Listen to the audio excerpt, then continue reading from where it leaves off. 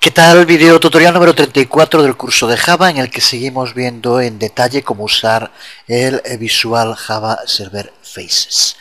Y vamos a empezar viendo en detalle cómo trabajar con los componentes de Java Server Faces, que nos proveen con una gran cantidad de posibilidades, además de contar con una enorme flexibilidad.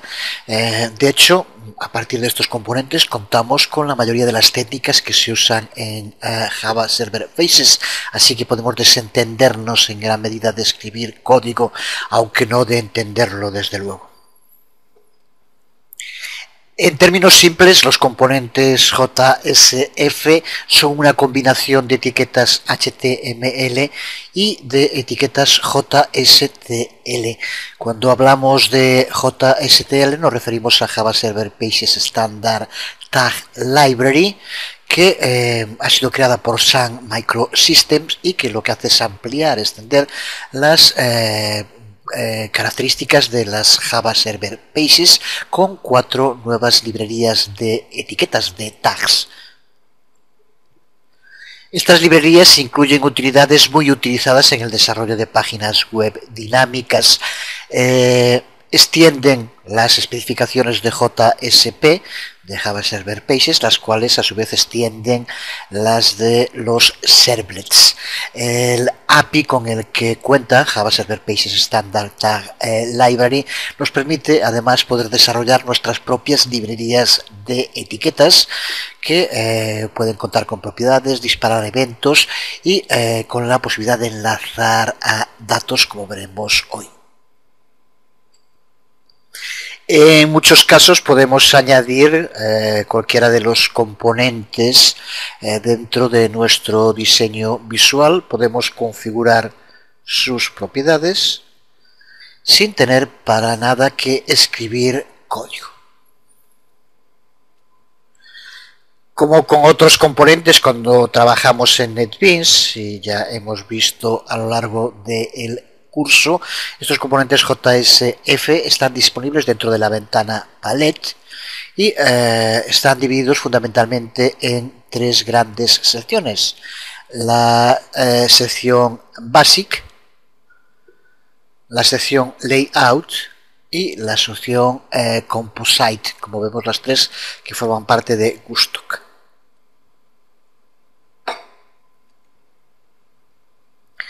Dentro de la sección Basic se encuentran los componentes más utilizados, componentes para textos, elementos de formulario, hiperenlaces, imágenes, calendarios.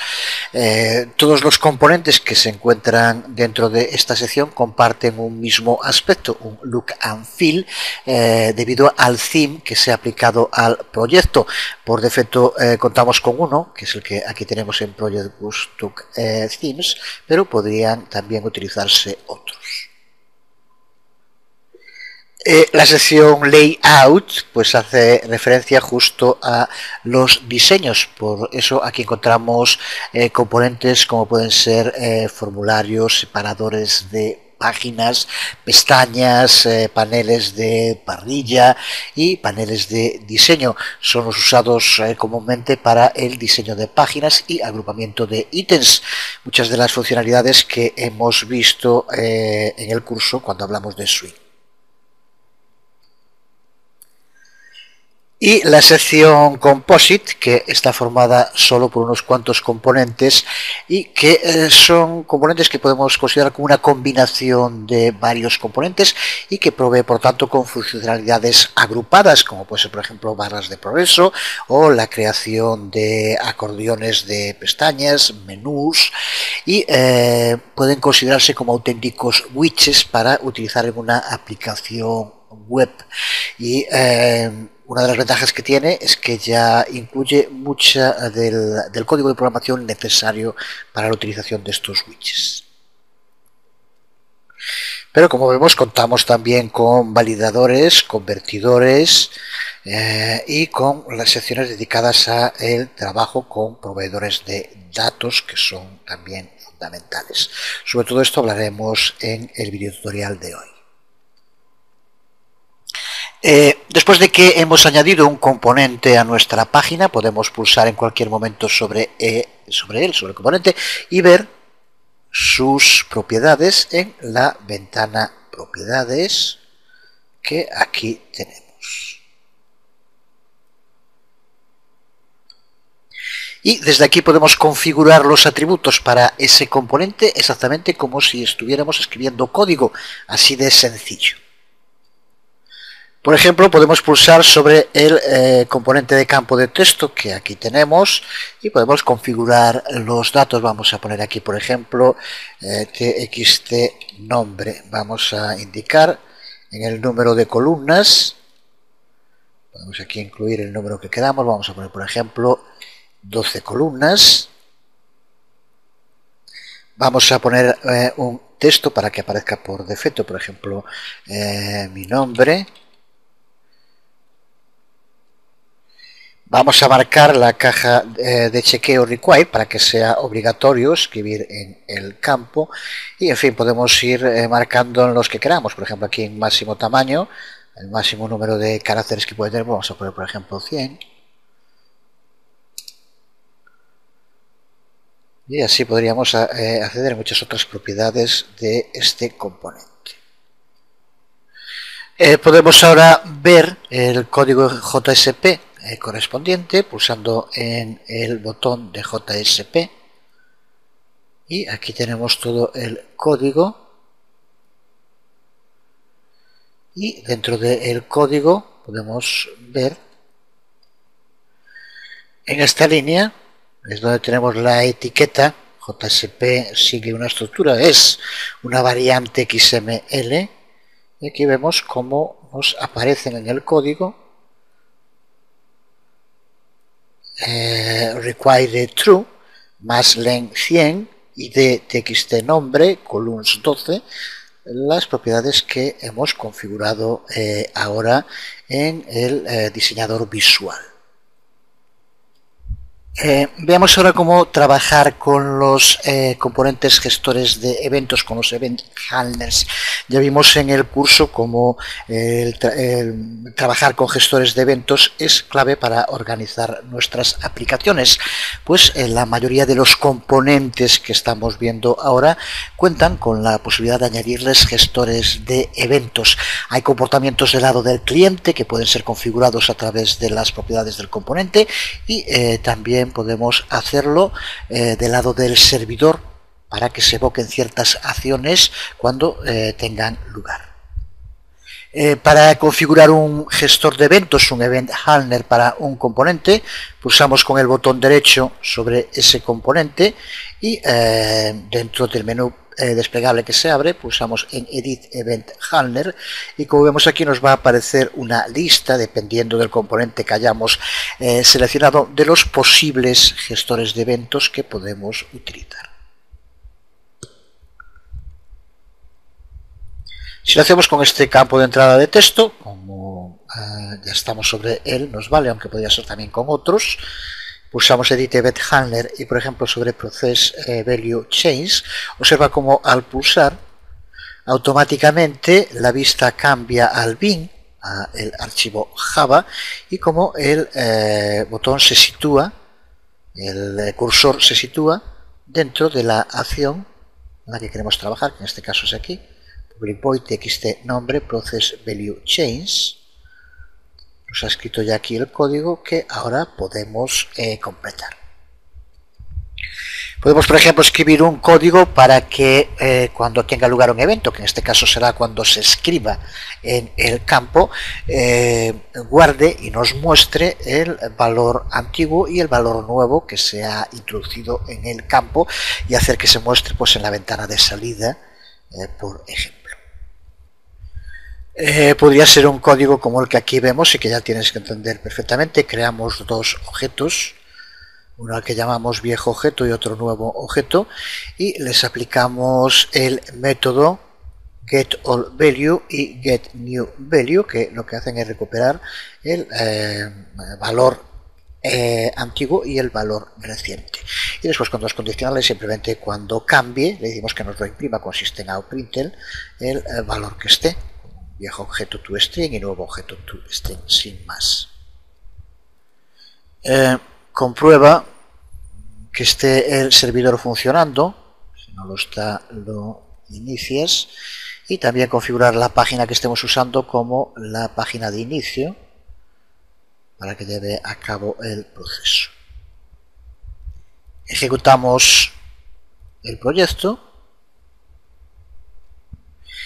He quitado los otros componentes para que se vea claro lo que nos interesa en este campo de texto.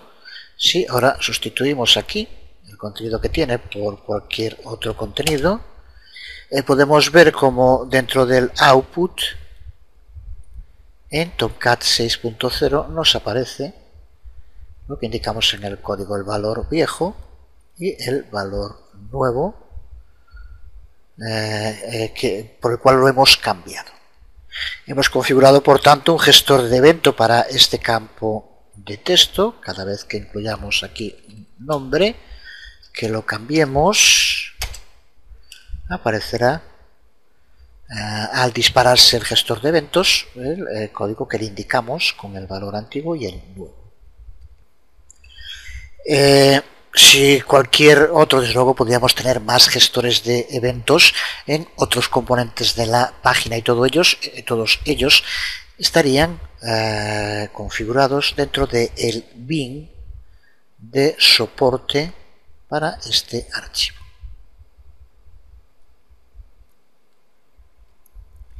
Hablamos ya en bastantes ocasiones de bins.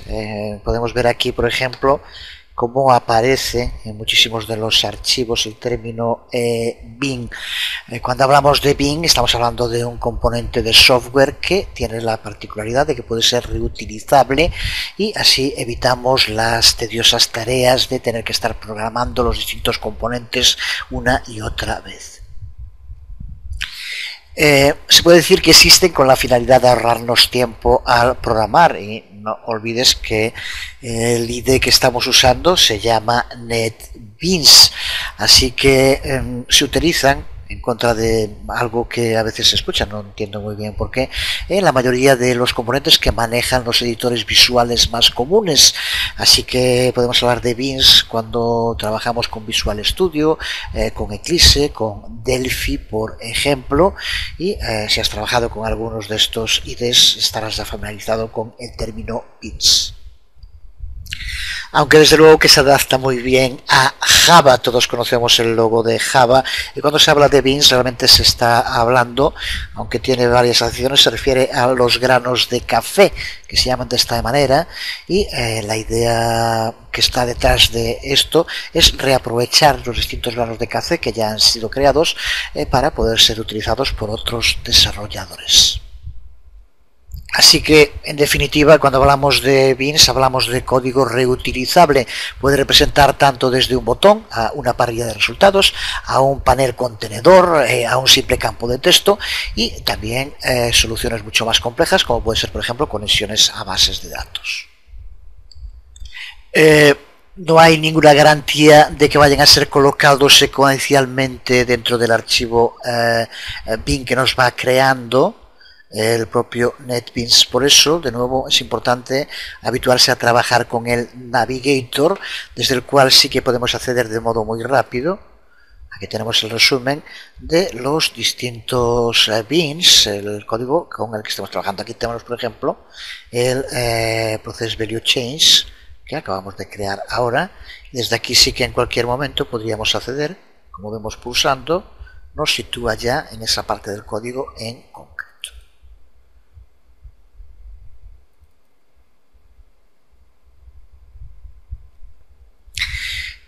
Una vez que hemos visto cómo poder trabajar con gestores de eventos desde el Visual Java Server Faces, vamos a ver ahora cómo tratar con las entradas de usuarios.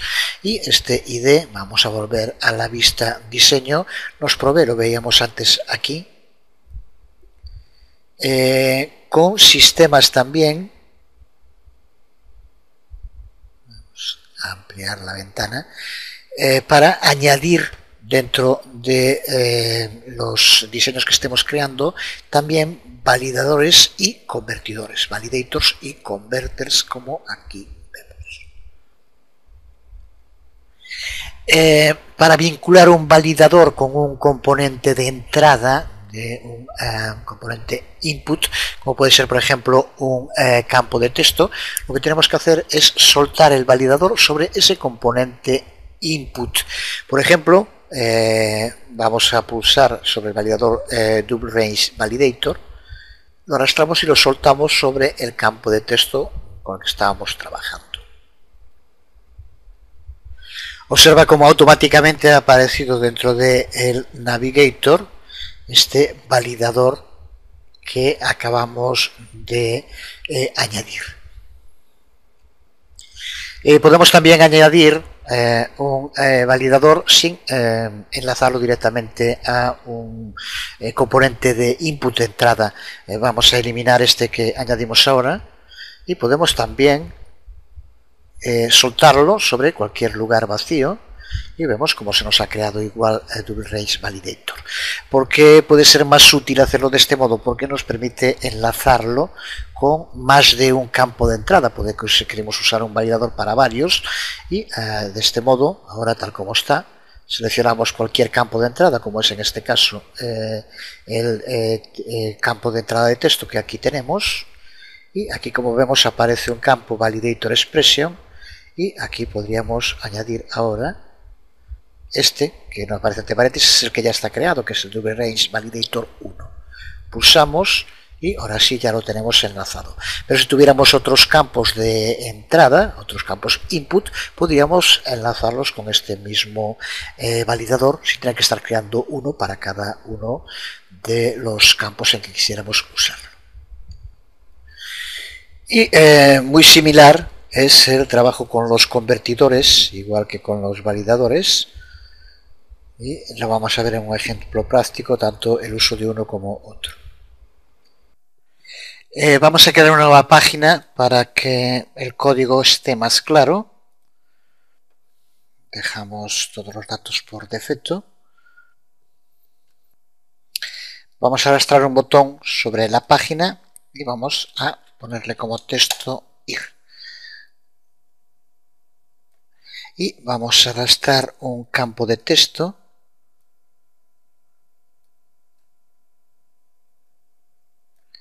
Y en propiedades vamos a marcar con el campo de texto seleccionado la casilla de required. Botón derecho sobre el campo de texto y seleccionamos Add Binding Attribute. A continuación colocamos un componente label al lado del campo de texto y le ponemos como texto precio, y con el seleccionado en propiedades en for le indicamos, para relacionarlo con él, el campo TextField1. Observa cómo aparece un asterisco, lo que nos dice que el campo con el que está enlazado esta etiqueta es un campo obligatorio. Ahora, dentro de la paleta vamos a expandir el campo de los validadores y vamos a seleccionar el validador de Double Range Validator y lo soltamos encima del campo de texto.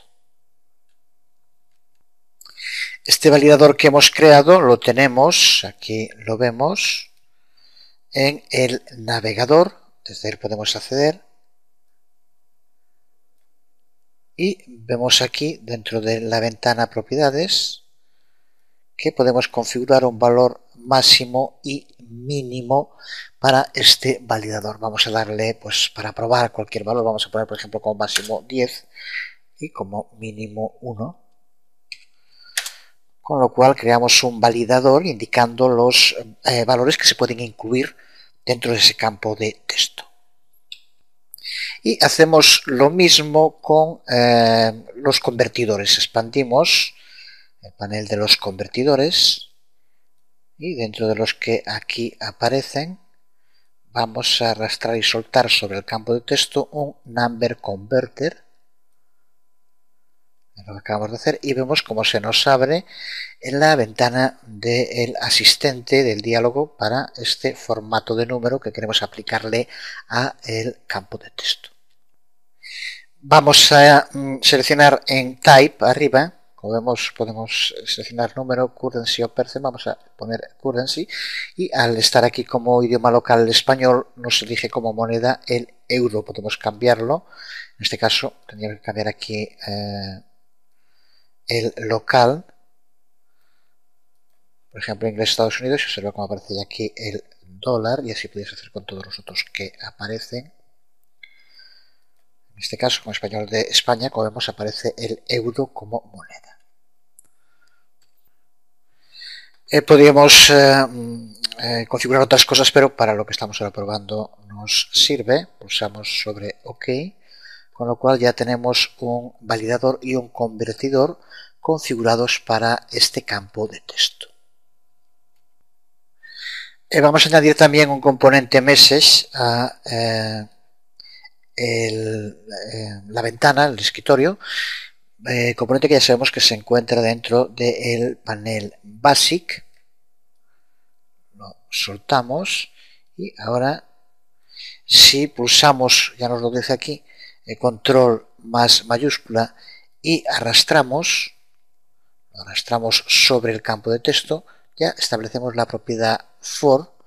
Observa cómo aquí para este campo, si lo ampliamos aquí, vemos como for ya ha sido configurado a testfield 1. Y añadimos también un componente message group. Si digamos, por ejemplo, aquí recuerda que tanto uno como otro, nuestros mensajes nos sirven para recibir información de los posibles errores, que en este caso, al tener un campo de texto con validador y conversor,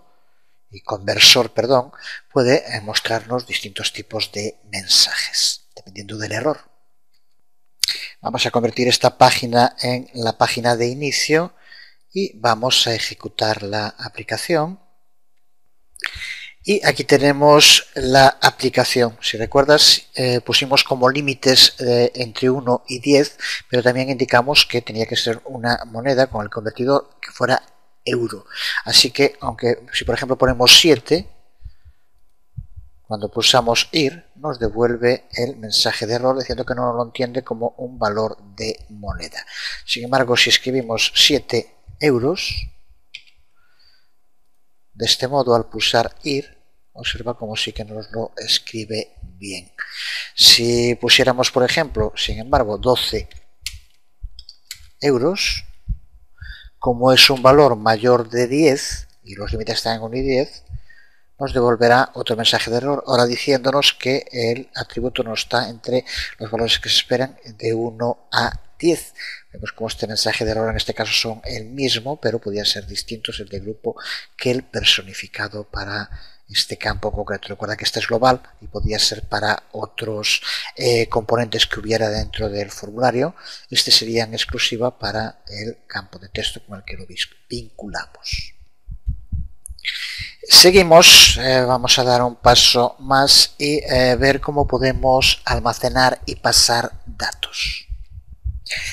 Para almacenar información en nuestras aplicaciones creadas con Visual Java Server Faces y que usarán otras páginas, usamos el Application Bin, Session Bin, Application Bin, Session Bin y Request Bin, que se crean automáticamente cuando creamos el proyecto y que se localizan dentro del paquete de nuestra aplicación, en este caso que le hemos dado el nombre de empezando como a la propia aplicación.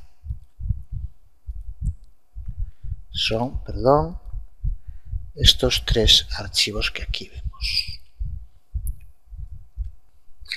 El primero de ellos, Application Bin, lo usaremos para almacenar información que se va a aplicar a todas las sesiones de usuario que tengan lugar en nuestra aplicación. Puede ser, por ejemplo, una lista estática de opciones para un componente desplegable que se va a mostrar siempre esas mismas opciones. usamos sesión bin para almacenar información que se va a usar en otras páginas a través de una sesión de usuario. Puede ser, por ejemplo, el nombre que se ha dado en el login de un usuario y que se mantiene a lo largo de toda la sesión. Y para aquella información que solo necesitamos para utilizar en la siguiente página, usamos el archivo request bin. Cualquier valor que se almacene en el request bin desaparece tan pronto como esa petición finaliza. A poco que hayas trabajado con código del lado del servidor, seguro que ya tienes claro lo que son las requests, esas transmisiones de peticiones HTTP desde el cliente hasta el servidor, y también la respuesta correspondiente del servidor, que puede ser una nueva página HTML. En la mayoría de los casos la petición empieza con la pulsación de un botón o de un enlace en una página y finaliza con la respuesta por parte del servidor, que nos envía una nueva página HTML que se muestra en el navegador. Además de los archivos application bin, request bin y session bin de la aplicación, cada página que creamos cuenta con sus propios archivos. Pulsamos sobre cualquiera de las páginas, por ejemplo esta que tenemos aquí abierta, página 3 JSP, doble clic y observa como aquí dentro del navigator se nos abre, además de página 3, estos tres archivos que decíamos ahora, application bin, session bin y request bin. Veamos de modo genérico, para empezar, cómo añadir una propiedad a uno de los tres archivos. Por ejemplo, a session bin, el proceso sería el mismo para cualquiera de los otros. En el navigator, si hacemos doble clic sobre session bin, se nos abre el código Java dentro de la ventana principal. Vamos a añadir una propiedad dentro del constructor de la clase. Aquí, así que nos situamos, esto ya lo crea automáticamente el propio NetBeans, en este caso el Visual Java Server Faces, y dentro de publicar session beans, extends abstract session bin, aquí vamos a crear una propiedad. Vamos a crear, por ejemplo, una variable privada de tipo string, a la que llamamos respuesta. A continuación pulsamos con el botón derecho sobre cualquier lugar del editor y elegimos refactor, y dentro del refactor encapsulate fields. Lleva a cabo la encapsulación y observa como aquí nos indica en los campos si queremos crear los métodos get y set, getter y setter, para la propiedad que creamos hace un momento, respuesta. Recuerda que esto lo hemos visto durante el curso, estamos creando una variable privada. Para poder acceder a ella vamos a necesitar los métodos get y set. Por eso, si tenemos que configurar que esta propiedad sea de solo lectura, marcamos get. Si queremos que sea de lectura y de escritura, marcamos set también, los dos. Cuando hayamos marcado, pulsamos sobre refactor, se lleva a cabo, y veremos cómo dentro de sesión bin nos aparecerán ahora aquí creados los dos nuevos métodos. Método getRespuesta, observa cómo utiliza get y el nombre que le dimos a la propiedad, y setRespuesta también del mismo modo. Y dentro, pues con el contenido que ya sabemos, uno con el return para el contenido y otro para añadir el valor que se le pase como argumento. Nos crea los métodos set y get de modo automático para esa propiedad. Podría seguir pasos similares para añadir una propiedad a el request bin o al application bin.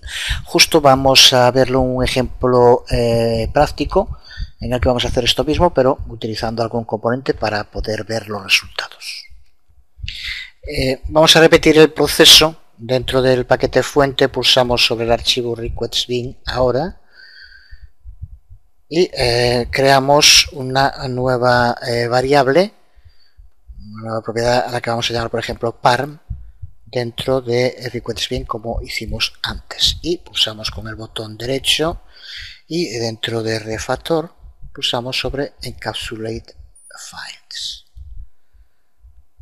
Ahora se nos abre aquí, como vemos nos muestra el string que acabamos de crear, parm, y vamos a crear los métodos tanto de lectura como de escritura, getParm y setParm.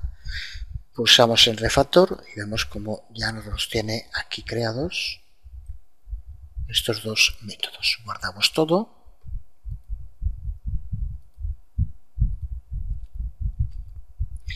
Vamos ahora dentro de nuestra aplicación crear una nueva página. Vamos a llamarle primera, por ejemplo. Y dentro de esta página vamos a colocar un botón y un campo de texto. Arrastramos un botón y arrastramos un campo de texto. Y vamos a pulsar con el botón derecho sobre los dos y seleccionar Add Binding Attribute para los dos.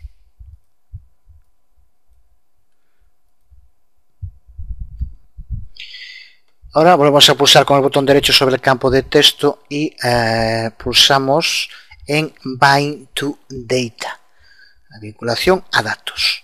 Y al pulsar se nos abre la ventana y elegimos Bind to an Object. Y observa como aquí dentro del Bind to an Object aparece, aquí lo tenemos, la propiedad parm que acabamos de crear hace un momento y que tenemos en Request. Y pulsamos OK, con lo cual ya tenemos vinculado este campo de texto con esa propiedad. Vamos a crear otra página a la que vamos a llamar siguiente, por ejemplo.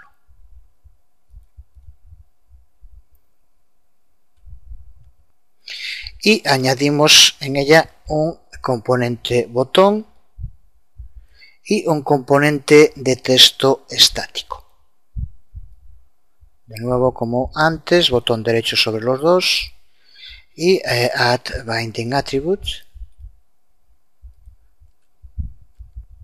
Y ahora repetimos con el texto estático los pasos que dimos antes con el campo de texto, botón derecho, Bind to Data, vincular a datos, Bind to an Object, y buscamos de nuevo, aquí lo tenemos dentro de Request parm string, lo seleccionamos y pulsamos OK. Con lo cual tenemos tanto este campo de texto estático, perdón, este componente de texto estático como el campo de texto de la otra página, los dos vinculados a esa propiedad.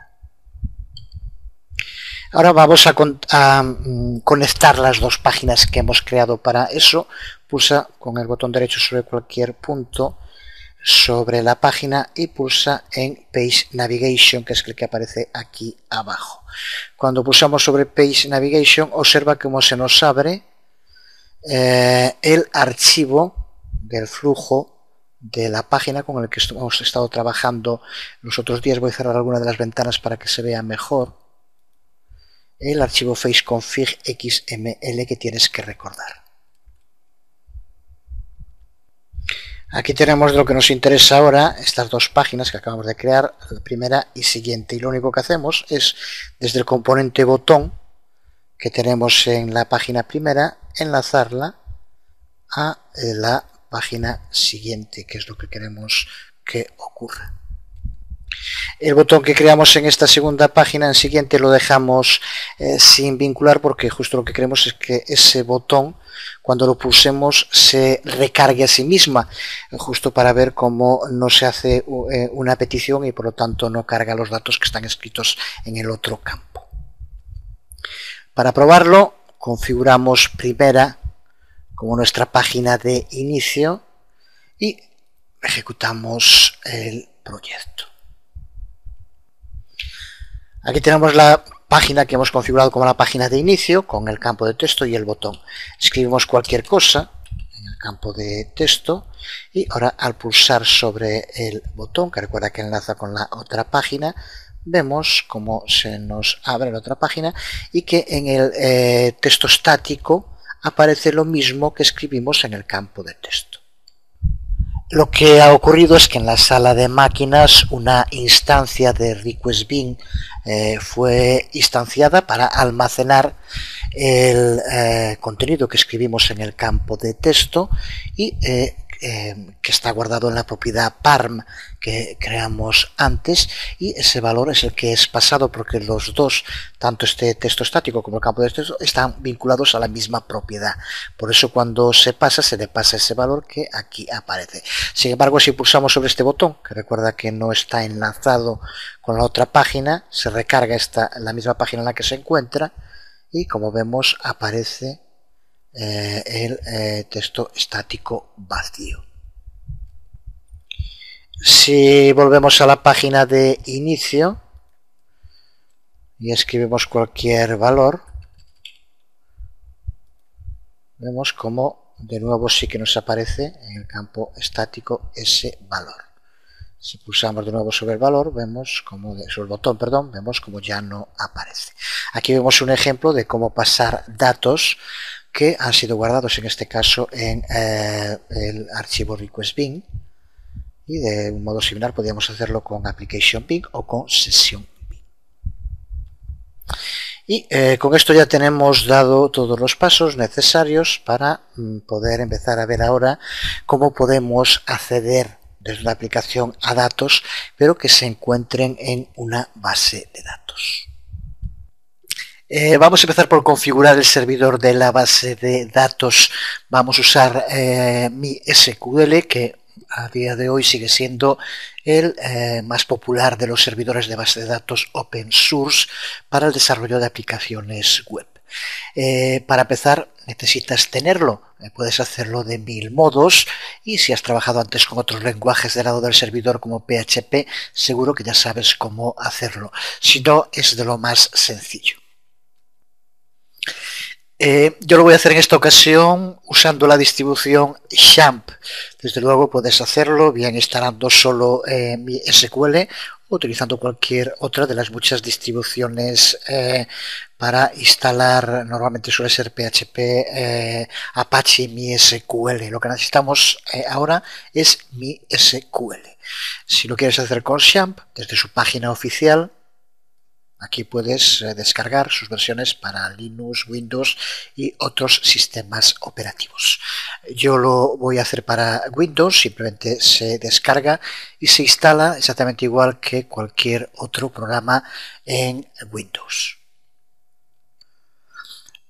Una vez instalado, puedes acceder al panel de control de XAMPP, en el que, como vemos, podemos empezar tanto el Apache como MySQL, el servidor FTP, el servidor de correo. Lo que nos interesa, como digo, en este momento es el MySQL, así que pulsamos aquí en Start y ya tenemos, como vemos, nuestro MySQL funcionando. Vamos ahora a NetBeans, en donde, al menos por defecto, en la parte superior izquierda, te aparecerá la pestaña Service. Si no es así, siempre puedes acceder a ella desde Windows Service o con Control 5. Al pulsar sobre ella, aquí verás el primero de los iconos, que es para las bases de datos. Si no has trabajado nunca antes en NetBeans con MySQL, es muy probable que cuando pulses en el botón más no aparezca aquí MySQL. Si es así, si no te aparece, lo que haces es pulsar sobre el icono de Databases con el botón derecho y pulsas sobre Register MySQL Server. Cuando hagas esto, que es lo que hay que hacer la primera vez que se quiere configurar, se te va a abrir lo mismo que cuando ya lo tengas instalado, si pulsas aquí en Propiedades. Es en esta ventana donde tienes que configurar los datos para poder conectar a tu servidor MySQL desde NetBeans. Esta configuración va a depender de cómo hayas instalado MySQL. Partiendo de que lo hayas hecho con XAMPP, lo que debes indicar aquí es, en primer lugar, en server hostname, localhost, que ya es lo que te va a aparecer por defecto. En server port number, deja también el que ya aparece por defecto, eso debe ser 3306, pero si no, deja el que esté. en el nombre de usuario administrador, si no has cambiado nada con la instalación de XAMPP, tienes que poner como nombre de usuario root y dejar en blanco el password. Si quieres añadirle una contraseña, puedes hacerlo siempre desde phpMyAdmin en los usuarios. Verás ya si entras ahora que hay un usuario root al cual puedes poner una contraseña en cualquier momento. Pero por defecto XAMPP lo instala con el administrador root y sin contraseña. Así que si no has cambiado nada, aquí no tendría que aparecer ninguna contraseña. Dejas esto en blanco. Y tienes que configurar, pulsas sobre la pestaña Admin Properties y en estos tres campos las rutas que llevan a los archivos de MySQL. En el primer path es la ruta que nos lleva a phpMyAdmin. Tenemos que indicar dónde se encuentra el archivo index.php de phpMyAdmin. Puedes usar el browse para navegar al lugar donde se instaló XAMPP y localizar cada uno de estos archivos. Con la instalación por defecto, como lo hice yo, en el disco duro en C, es esta la ruta que lleva a la página de inicio de phpMyAdmin. En segundo lugar, la ruta para iniciar MySQL, que se encuentra dentro de bin, el archivo mysqld.es. Hacemos lo mismo, simplemente en browse, busca el sitio donde lo instalaste y aquí lo indicas. Y en tercer lugar, la ruta para detener, que es el archivo mysql_admin_es.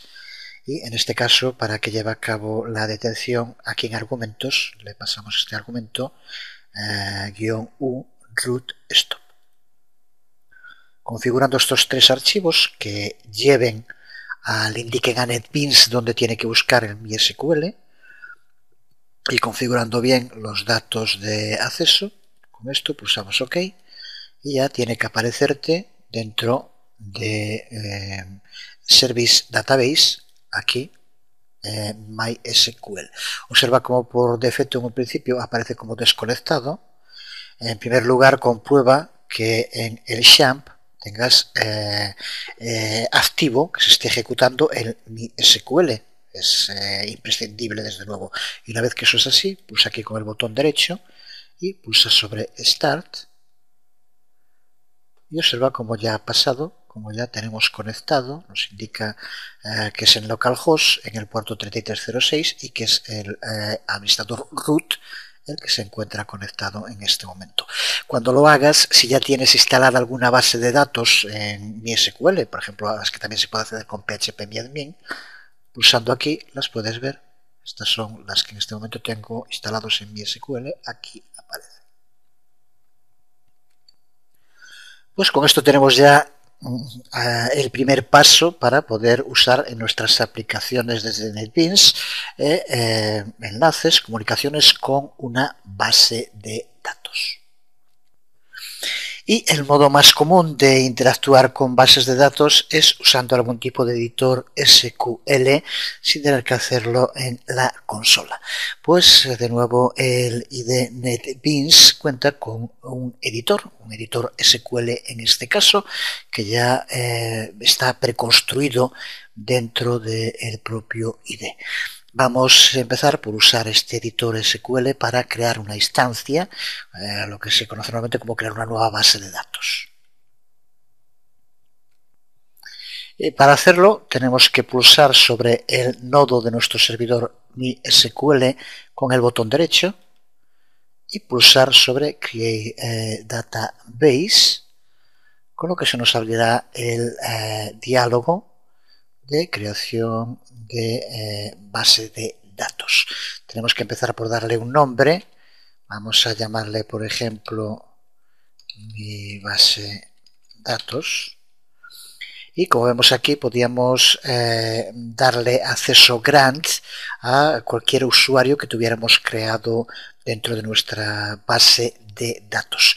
El acceso grant es el grant full, significa que tendría ese usuario pues un acceso completo a la base de datos. De momento no es necesario, con que lo haga el administrador nos llega, así que lo dejamos así, pulsamos OK. Y con esto vemos cómo se ha creado el JDBC para enlace a esta base de datos que acabamos de crear y como aparece también esa base de datos dentro de nuestro servidor. Veamos ahora cómo crear tablas en esta base de datos, cómo poblar esas tablas con datos y cómo modificar los datos que estén ya contenidos en esas tablas. De este modo nos haremos con una idea clara de la potencialidad de NetBeans en el trabajo con archivos SQL. De momento tenemos una base de datos llamada mi base de datos y que se encuentra vacía. Para añadirle tablas podemos hacerlo de dos modos. Podemos usar el diálogo crear tabla o podemos escribir directamente una consulta SQL y ejecutarla desde el editor SQL. Vamos a ver ambos métodos. Empezamos viendo cómo usar el editor SQL. Para hacerlo empezamos por expandir el nodo de la conexión. Aquí tenemos mi base de datos, doble clic y observa como aquí tenemos en la base de datos en nuestro directorio, aquí tenemos mi base de datos, pulsamos en el botón más y observa como aparecen tres carpetas, tablas, vistas y procedimientos. Pulsa con el botón derecho sobre el directorio tablas y elige, primero vamos a hacerlo como decíamos escribiendo el código SQL, así que pulsa sobre Execute Command, ejecutar comando, y como vemos se nos abre un lienzo en blanco y el editor SQL, que es lo que estamos viendo aquí ahora. Es aquí donde tenemos que escribir la consulta SQL. Por ejemplo, vamos a incluir la definición de una tabla a la que llamamos, por ejemplo, alumno. Aquí vemos esa tabla creando los campos que la forman. Desde luego no vamos a ponernos ahora a explicar el Structured Query Language, el SQL, y sus estrictas reglas de sintaxis. Una vez que tengas escrita la consulta, podemos bien pulsar el botón Run SQL, que es este que aquí vemos en la barra de tareas de la parte superior, o también podríamos hacerlo con el botón derecho dentro del editor y pulsando sobre Run Statement.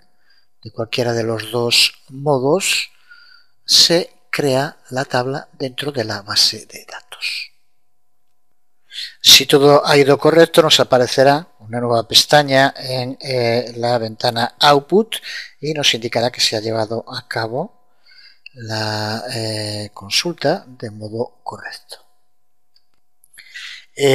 Para verificar los cambios, pulsamos de nuevo con el botón derecho sobre el directorio tablas y pulsamos en Refresh para que actualice el contenido. Y observa cómo al actualizar nos aparece ya ahora dentro de tablas, dentro de mi base de datos, una tabla que es la tabla alumno que acabamos de crear, con un botón más al lado que si pulsamos vemos cómo nos aparecen todos los campos que forman esa tabla, con el campo que es clave primaria, aparece el primero y en color rojo.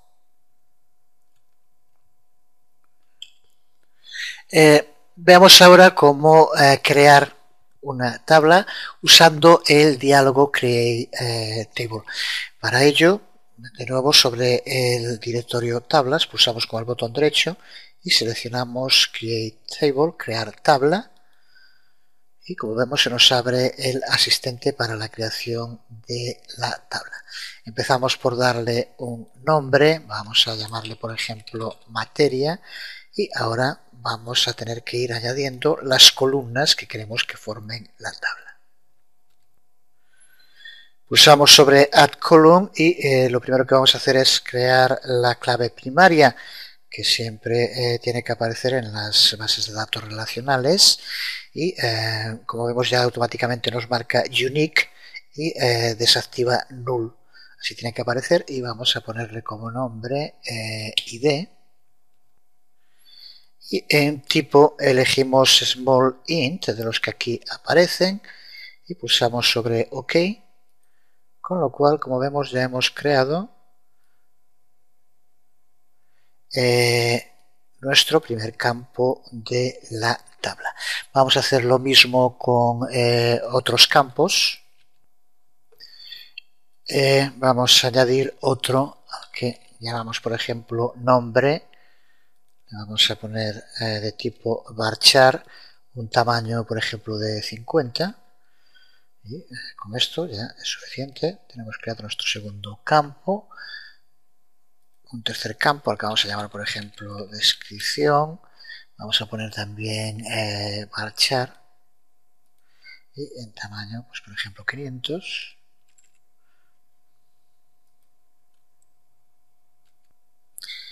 Y vamos a crear otra columna a la que vamos a llamar, por ejemplo, FK alumno ID, y le vamos a dar como tipo small int.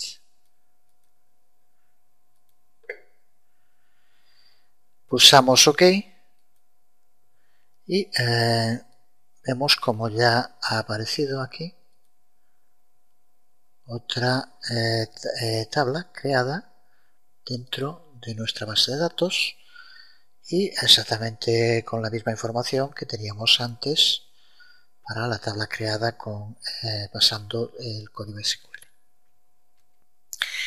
Veamos ahora cómo trabajar con estas tablas y de nuevo podemos hacer uso del editor SQL de NetBeans ejecutando consultas SQL desde este editor a la base de datos. Vamos a poder añadir, modificar y borrar datos. Por ejemplo, para añadir un nuevo registro dentro de la tabla alumno tendríamos que hacer la siguiente consulta, muy sencilla, con insert into el nombre de la tabla alumno y values, entre paréntesis, los valores que queremos para cada uno de los campos.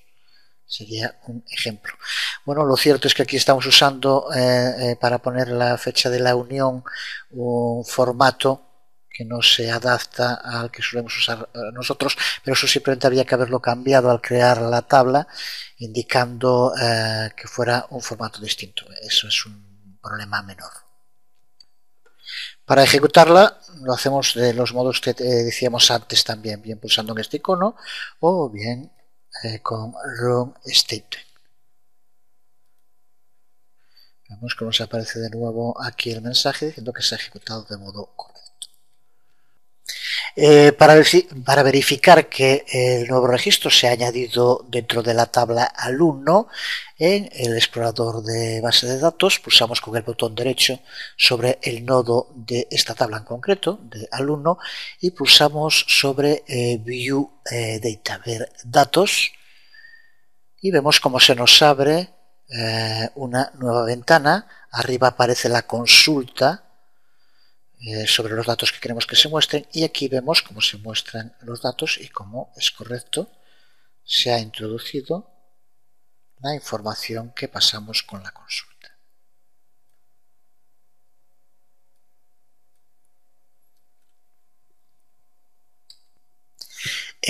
Otro modo de manejar datos de tabla en NetBeans es ejecutando un script SQL externo.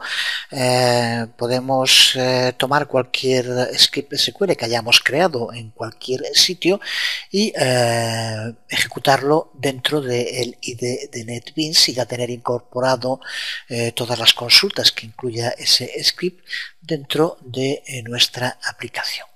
El propio NetBeans ya incluye un archivo SQL que nos puede servir justo para este tipo de prácticas. Es el que vamos a utilizar. Tiene una estructura muy parecida a la que hemos usado aquí, aunque los nombres de las dos tablas son distintos y los campos también, pero la estructura es muy similar y sobre todo ya viene poblado con datos, que es lo que nos interesa ahora para tener información con la que practicar. El script es este que aquí vemos, que está para descargar, como vemos, dentro del NetBeans.org, pero es una dirección muy larga. Incluye ello este script junto con el video tutorial para no tener que andar buscando este archivo.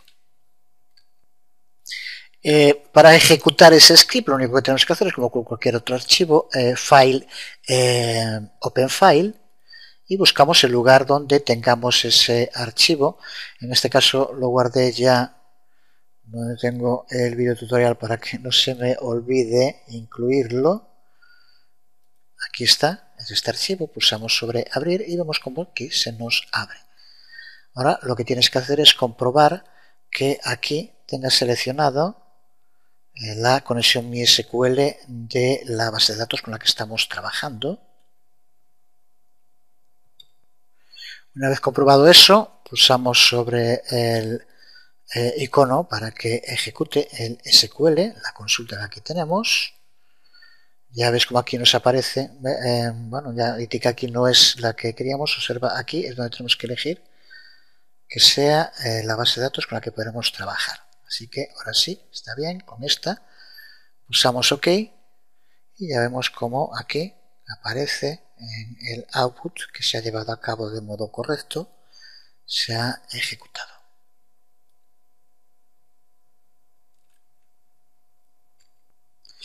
Para ver que se ha llevado a cabo de modo correcto, pulsamos sobre la base de datos con el botón derecho y pulsamos sobre Refresh. Y observa como ahora aquí nos aparecen la tabla Counselor, que es una de las que nos crea, y la tabla Subject, que es la otra que nos crea. Así que también de este modo, ejecutando un archivo SQL, hemos incluido en nuestra base de datos dos tablas con toda la información. En este caso recuerda que incluye también datos ya con la consulta, que son estos que aquí aparecen, con el insert into, que seguro que ya conoces, a poco que hayas trabajado con bases de datos. Y ahora podemos hacer con cualquiera de ellos lo mismo que hacíamos antes para ver los datos que contienen, botón derecho sobre la tabla y View Data. Y observa cómo aquí aparecen la consulta que se ha llevado a cabo y aquí los datos con la información que ya nos ha incluido el script. Con la otra, con Subject, podemos hacer exactamente lo mismo y aquí vemos la información que contiene. Pues con esto podemos considerar como visto todo lo necesario para saber cómo crear conexiones MySQL en NetBeans, cómo crear bases de datos, cómo crear tablas y campos para esas tablas en la base de datos y cómo poblar las tablas con información y cómo manipular, modificar esa información. Todo lo necesario para poder usar bases de datos en nuestras aplicaciones. Ya estamos, por tanto, preparados para crear una aplicación web usando una base de datos MySQL. Pero eso será en el próximo video tutorial. De momento creo que con lo que hemos visto en este es suficiente por hoy.